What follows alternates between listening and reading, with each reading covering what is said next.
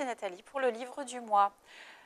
Cette fois-ci, je vous présente le livre de Florian Zeller, La jouissance, paru chez Gallimard. Alors, c'est très trompeur. Le titre est trompeur, La jouissance. Et le choix éditorial l'est également. En quatrième de couverture, l'éditeur nous propose une histoire qui commence là où toutes les histoires devraient finir, dans un lit. Nicolas vit depuis 2 ans avec Pauline, ce n'est donc pas la première fois qu'ils se retrouvent l'un en face de l'autre et qu'elle lui fait un sourire équivoque en lui prenant la main. Ce sont des gestes qu'ils connaissent par cœur, des gestes qui peuplent le territoire des choses familières et rassurantes.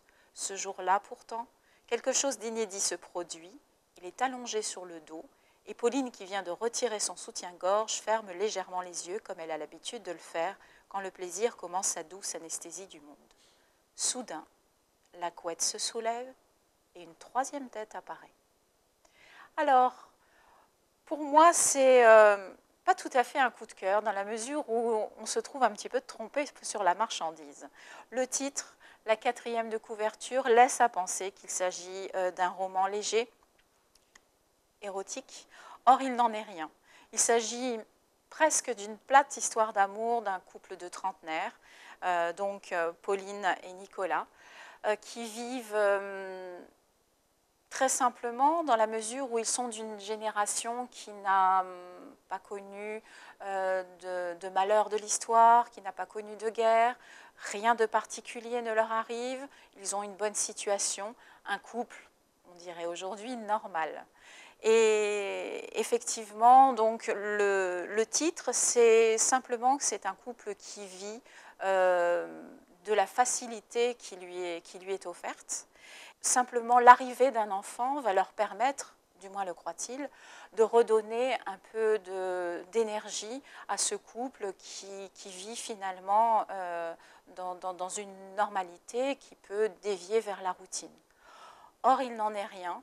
Cet enfant va, comme pour beaucoup de couples aujourd'hui, non pas les rapprocher, mais au contraire les précipiter dans une lente désunion. En revanche, ce qui est très intéressant, c'est le sous-titre de ce roman, puisque Florian Zeller l'a sous-titré « Roman européen ». Et ça, c'est particulièrement novateur dans ce roman, et c'est là où mon coup de cœur intervient, c'est qu'il y a un parallèle assez inattendu entre finalement la relation entre Pauline et Nicolas et des faits historiques de la construction de l'Europe.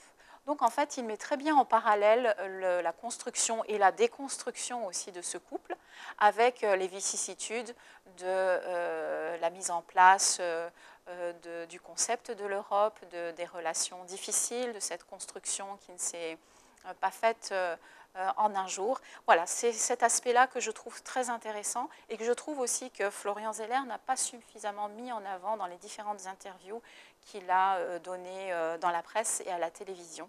Donc, si vous le lisez, soyez particulièrement attentifs à ce point de vue parce qu'il est assez novateur.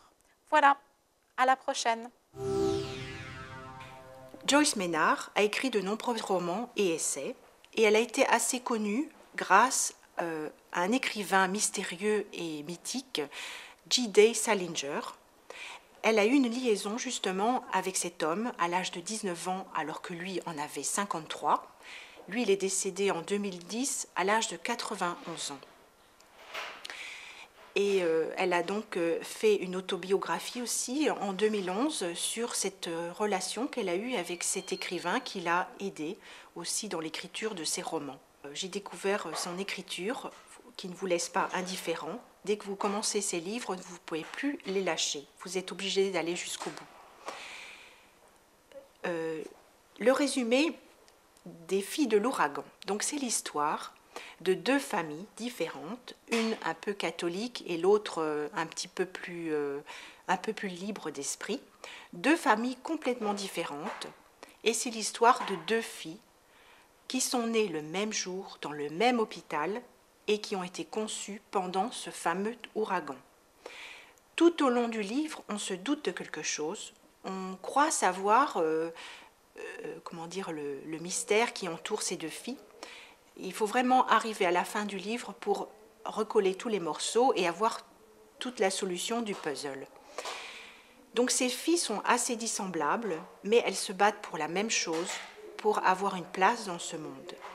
Et nous avons toute leur vie qui se déroule de 1950 à nos jours. Donc c'est Ruth et Dana. Ruth, c'est une fille un peu plus romantique, un peu plus olé olé, qui est artiste. Et Dana, elle est plutôt scientifique et plus terre à terre. Et ce qui est intéressant aussi, ce qui nous motive, c'est que l'on passe de Ruth et puis après de Dana. Donc on a la vie de ces deux femmes en parallèle et qui vous amène tranquillement, même jusqu'à la fin, jusqu'à la découverte de ce fameux secret. L'autre livre qui a été prêté, c'est Long Weekend. Donc là, c'est une autre histoire qui se passe aussi aux États-Unis, dans une banlieue américaine aussi. C'est plutôt une banlieue chic, un peu cossue, dans une petite maison avec jardin. Tout se passe très bien, la vie est paisible. Et c'est l'histoire donc du fils et de sa mère qui font une rencontre improbable dans un supermarché avec un prisonnier, un évadé de prison.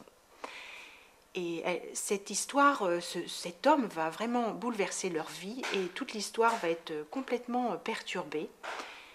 Et donc c'est une comédie douce amère sur la découverte un petit peu du monde adulte et comment dire que les histoires peuvent parfois bien tourner même si c'est dramatique.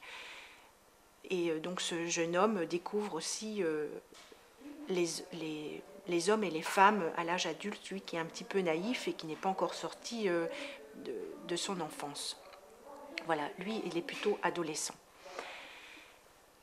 Donc je vous invite à découvrir ces deux passionnants romans de Joyce Maynard que nous avons à disponibilité en médiathèque. Voilà, merci de votre écoute et à bientôt.